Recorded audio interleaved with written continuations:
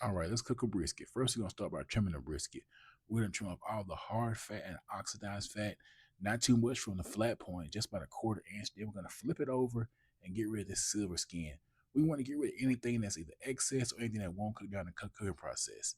Now, for the seasoning, I kept it simple: just salt, pepper, and garlic powder, all mixed together. Coarse black pepper and kosher salt. You want to season both sides liberally and heavily. It's a brisket. It can take all that season. You don't want to be under season it. Just really get in there and season every part of it. Now, I forgot to show the cooking process, so we'll skip right ahead to wrapping it.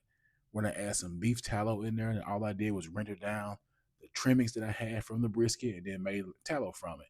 Add it back in there, and then I added a little bit of seasoning on top just to see if it would make a difference in taste wise with the final product. It didn't, so I wouldn't go this route again. Now, after I got it wrapped and put it back on the smoker, I don't go by temperature, I go by feel.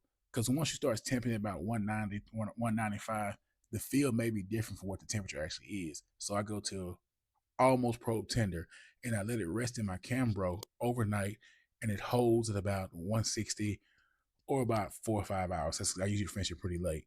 So get into the slicing. I usually slice these little burnt ends off right here because I usually slice them, like save them to the side or chop them up and make a sandwich, something like that. But I usually get my slices about a quarter inch thick. That way, not too big, but not too small either. It depends. This is my own personal brisket. If I'm slicing it for the customers at request, like, do you want it thick? Do you want it thin to stretch more? Because some people want to stretch their briskets out. I prefer mine thick, so yeah, like a quarter inch thick, not too thin right now. I know a lot of people, some people go really thin so they can hide that it's not really as tender. When you go to bin test with its thick slices, you can really see the tenderness in it. And then let's after we get a couple of slices out of the point, we're gonna flip it over to the flat, and we're just gonna slice this over, not flip it over, flip it to the side. You want to cut against the grain because the grain's going a different direction with the points going right there. So you want to slice this one up so it stays tender. That's important when you cutting the brisket. Cut against the grain so you don't have a tough chewy piece. And let's get a piece of that point out of there.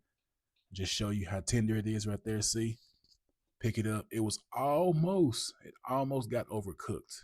Like it got to the point where it almost like fall apart. I don't want my brisket fall apart by the touch. I want to hold its on. And here you see the pull apart. Look at that. Beautiful. And thank you for watching.